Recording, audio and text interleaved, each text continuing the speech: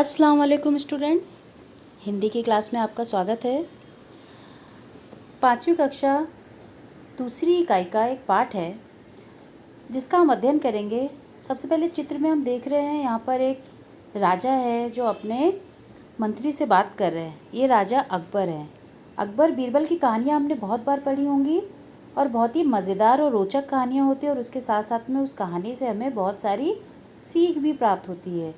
तो आज हमारे पाठ्य पुस्तक में एक अकबर बीरबल की कहानी सम्मिलित की गई है जिसका हम अध्ययन करेंगे, जिसका नाम है खिचड़ी। खिचड़ी क्या होती है?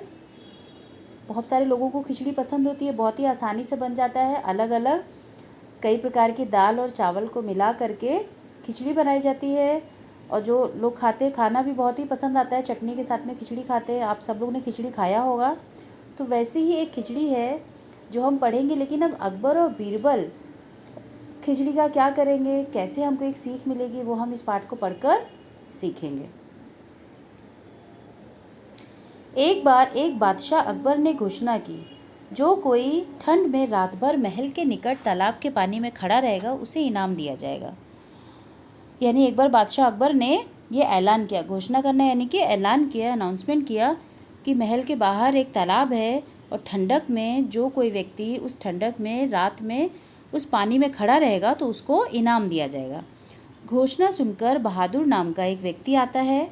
अब राजा ने यहाँ पे घोषणा कर दी, यानी राजा के दिमाग में आया कि भाई मैं देखता हूँ कि लोग हमारे आसपास मेरी प्रजा के लोग कितने साहसी हैं कि इतनी ठंडक में भी तालाब में पानी में रह सकते। तो उन्होंने घोषणा कर दी।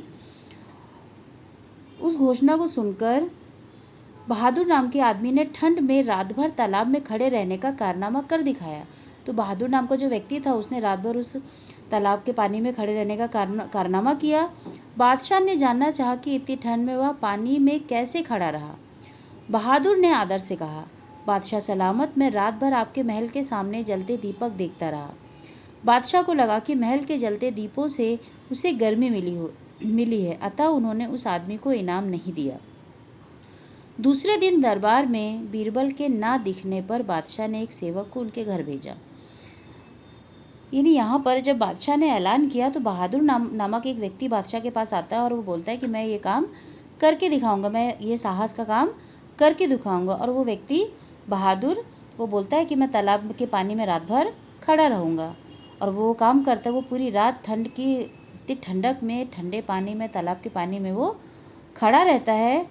और जब बादशाह उससे पूछते हैं कि तुमने ये कारनामा कैसे कर दिखाया, तो बहादुर ने उसका उत्तर दिया कि बादशाह सलामत, आपके महल के पास जो दीपक जल रहे थे उनको मैं देखता रहा और रात भर मैंने पानी में निकाल दिया। तो बादशाह को क्या लगा कि लगता है इसको उन दीपों से कुछ गर्मी मिली होगी, इसके लिए उतनी ठंडक में वो पानी में रहा। तो उसने बहादुर को इनाम देने से मना कर दिया। तो ये खबर जब बीरबल ने सुना तो बीरबल उस दिन दरबार में नहीं आया। तो अकबर बादशाह ने देखा कि बीरबल दरबार में क्यों नहीं आया। उसके लिए एक सेवक को उनके घर पे भेजा। सेवक ने आकर बताया जहाँ पना बीरबल खिचड़ी पका रहे हैं। दूसरे दिन भी बादशाह को वही जवाब मिला। तब बादशाह स्वयं बीरबल के घर पहुँचे।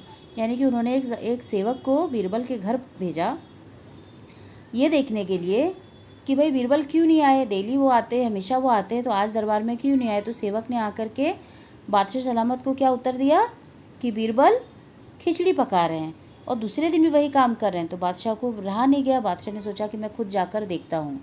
बीरबल ने बाँस गाड़कर आँच से काफ़ी ऊंचाई पर हंडिया टांग कर उसमें खिचड़ी पकाने के लिए रखी थी। बादशाह अकबर ने पूछा, बीरबल, खिचड़ी की हंडिया इतनी ऊपर लटकाई है, वहाँ तक आँच कैसे पहुँचेगी। तो जब बादशाह सलामत उसके घर गए और उन्होंने देखा कि खिचड़ी पकाने के लिए, बर्तन पकाने के लिए अगर हम गैस के ऊपर रखेंगे तभी वो जल्दी पकेगा, और उसने तो आँच बहुत नीचे रखी है और हांडी को, बर्तन को बहुत ऊपर रखा है, तो आँच कैसे लगेगी। तो बादशाह सलामत ने जब उससे सवाल पूछा तो बीरबल ने क्या उत्तर दिया। बीरबल ने उनको वो चीज़ समझाया कि जैसे बीरबल ने कहा कि जब महल के सामने वाले दीपों की गर्मी बहादुर को मिल सकती है तो इस आँच पर मेरी खिचड़ी भी पक सकती है। बादशाह सब समझ गए, वह मुस्कुरा उठे। दूसरे दिन उन्होंने बहादुर को बुलाकर इनाम दिया। इस तरह बीरबल ने बहादुर के साथ हुए अन्याय को दूर कराया। यानी कि जब बीरबल ने जो काम किया उससे बादशाह सलामत को अकबर को ये अपना गलती का एहसास हो जाता है कि उन्होंने बहुत बड़ी गलती कर दी। बहादुर ने वाकई में बहुत साहस का काम किया, ईमानदारी से उसने अपना काम किया और उसको इनाम मिलना ही चाहिए। तो उसने दूसरे दिन बहादुर को बुलाया और उसको उसका इनाम दिया। तो बहादुर के साथ जो अन्याय हो रहा था उस अन्याय को दूर बीरबल ने किया। तो इस कहानी से हमको क्या सीख मिली? इस कहानी से हमको ये सीख मिलती है कि हमें कोई भी अगर अन्याय हो रहा है, हमारे आसपास अगर कोई अन्याय हो रहा है, किसी के साथ बुरा हो रहा है, तो हमें उसका विरोध करना चाहिए। अपनी सोच समझ का, सूझबूझ का ख्याल करके, इस्तेमाल करके अपने आसपास की बुराइयों को दूर करने का प्रयास करना चाहिए।